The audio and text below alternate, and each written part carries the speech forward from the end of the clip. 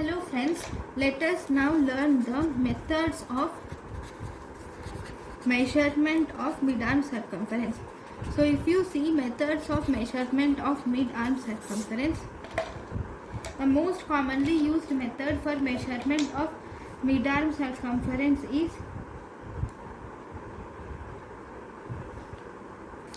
mid-upper arm circumference. First we will see what this indicates. This mid-upper arm circumference is actually used for children between 6 to 60 months of age.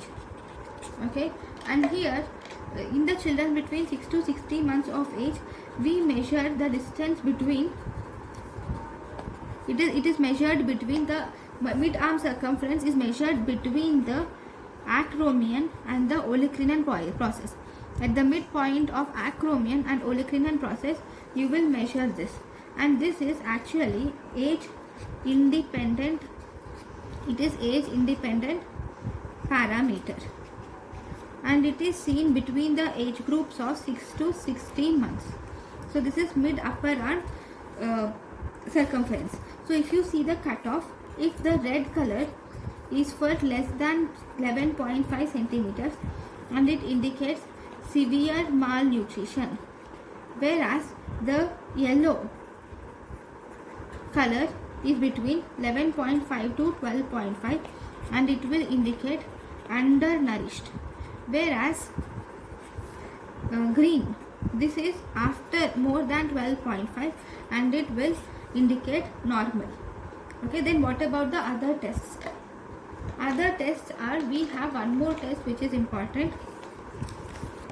One is bangle test. In the bangle test, the internal diameter of the bangle of 4 centimeters should be used, and this bangle normally should not cross the elbow. It should not cross elbow in the baby.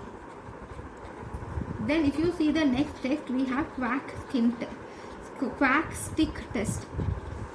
This quack stick test is, you will measure the mid-arm circumference and divide it with height of the child.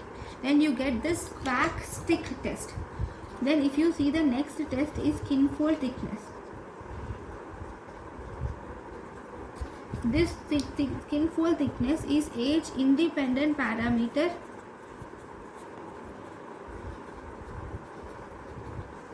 Okay, and at triceps, if you see at triceps, if you measure triceps skin fold thickness, normal triceps skin fold thickness will be 10 millimeters, and in severe malnutrition,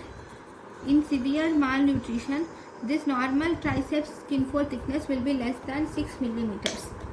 So this is about the skin fold thickness. Thank you for watching.